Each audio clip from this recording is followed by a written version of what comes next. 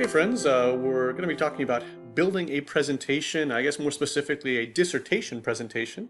I'll be speaking to you from my gorgeous chalet in the Swiss Alps, as you can see behind me. No, not really. I just found this cool way to put the wallpaper back here, but actually I've got a picture over here, a poster that's got a woman's face on it, so it keeps on trying to not blur her face out. But anyway, I just thought that would be a nice little feature. So building a presentation. What do we need to include? How is it going to go? How are you going to absolutely crush it when it comes to your final defense proposal? Some of this stuff might seem a little redundant just because you've already done a thesis proposal, right? So you're not starting from scratch most likely.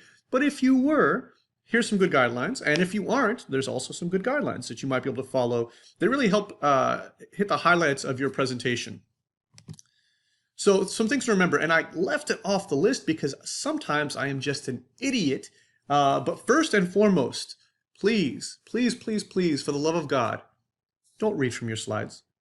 Don't read from your slides, right? And when I say read from your slides, I'm talking about verbatim, word for word, as if it's some sort of like script. You can read like bullet points, like I've got bullet points here, and I will mention them by name, but don't go through and be like, this study was designed to examine blah, blah, blah, blah, blah, blah, blah, blah, blah.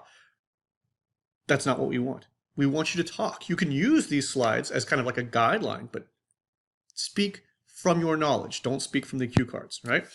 So remember, when you go to present, you've got about 15 to 20 minutes or so to present. We're not going to sit there and time you. Sometimes they go a little bit long. Ideally, they wouldn't be much shorter than 15 minutes. If you're getting down near 10, you want to address that. That's too brief. You want to make sure you include more time for details. Only hit the highlights. This is kind of like not an elevator pitch, but let's say you've only got 15 minutes to share all the things you've gained from this study with an audience. That's the way to treat it. Don't give us every single quote, every single article you cited. Cut to the chase. Don't write in complete paragraphs. Complete sentences? Yes. Complete paragraphs? Boo. Right? So we don't want to see these big blocks of text on there.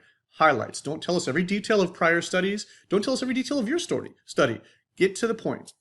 It's usually not an issue, but occasionally I see it come up. You want a formal tone in the presentation. So don't say, we, our, don't make it too personal, right? This is very formal. It's a formal presentation. Likewise, as you speak, try and speak in a very formal way too as you present this. Edit and proofread. Notice it's on there twice. Why?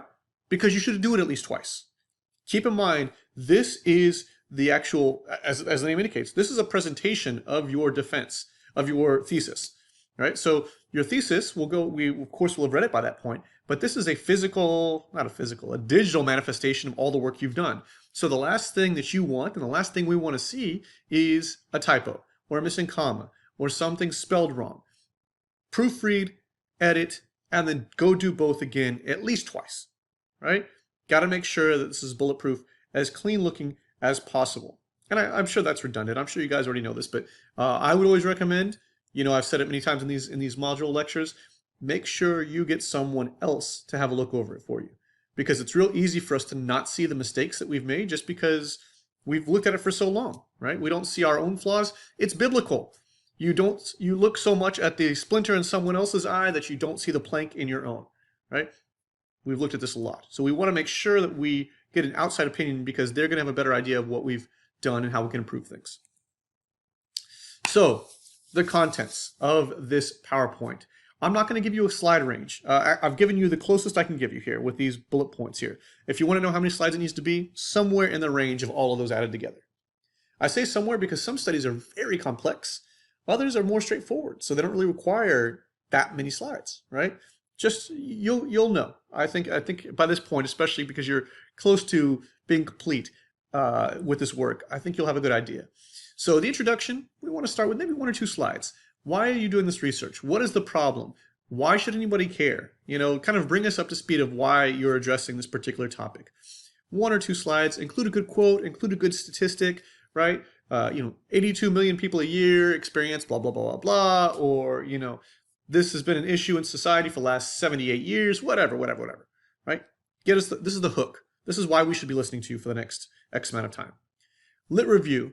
It says literature reviews. I apologize. See, I should have gone, edited, and proofread my slides again. I did that on purpose. Not really. That was an accident, but it worked out well. Literature review. You should go through and give about 3 or 4 slides-ish devoted to lit review. So don't go study by study. Don't say study 1 slide, studies 2 slide, study 3 slide. Synthesize, right? So divide the slides perhaps into subtopics, just as your lit review did. So talk about anxiety, talk about depression, talk about increases of both anxiety and depression during the COVID pandemic, right? Subtopic, subtopic, subtopic, and provide your sources in there, okay? Methodology, I put 2 or 3. This could vary quite a bit. Some of us have very simple methodologies, right, where it's just a survey research or something like that, or doesn't have a lot of complexities. The more complex your methodology, the more information you need to include in these slides, and ultimately probably the more slides you need to include. What I pointed out in a previous lecture, or a previous modules lecture, is you want to make sure that you have all the details in here where someone could replicate your study. The fewer questions your committee asks, the better off you will be, because they're more aware and clear on the fact that you know your stuff, right? You know the details and you've shared the details. They don't need further information because you've provided it. Okay? Slides 4 and 5, or rather, 4 to 5 slides for results. This is going to vary quite a bit too, depending on which kind of study you've run. But you want to be able to at least provide the data that answers your hypotheses. Right? So it doesn't mean you have to include everything you ran. So if you did a lot of post hoc, it doesn't necessarily have to be in here. I would love to see it because I'm a stats geek.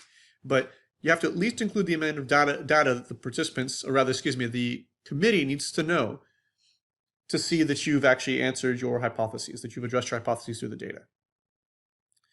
This can vary a lot, and I actually prefer to see them not in graphical form. I prefer to see the actual output. So charts is better than graphs, I think, but you can use graphs. It's perfectly all right.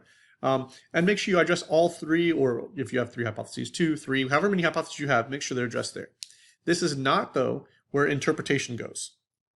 Just like in your paper, you don't put interpretation in the results section, you put it in the discussion section. And as I've said in the paper, your discussion section should be subjectivity perfectly masked as fact, right? 3 to 4 slides, you can even have as many as 5, right? So what you're trying to do is basically tie everything together. This is what I have discovered. This is what I now know as a result of conducting this study. Okay?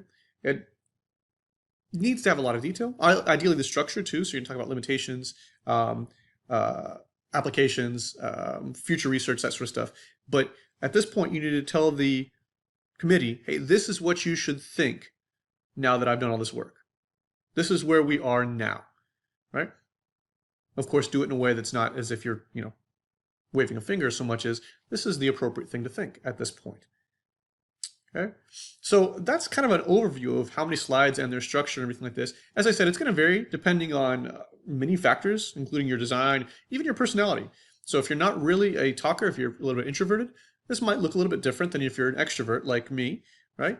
But you want to make sure that your committee understands your study, and most importantly, and if you've ignored me on all of this video, hopefully you haven't, but if you've ignored me throughout this whole video, the number one thing that your committee needs to see in this presentation is that you know your stuff. They need to clearly see that you know what you're talking about. And that's the most important aspect of this, right? That you have learned from what you have done, and you have internalized the information around this topic and the data analysis you've conducted. That is the most important priority of this presentation.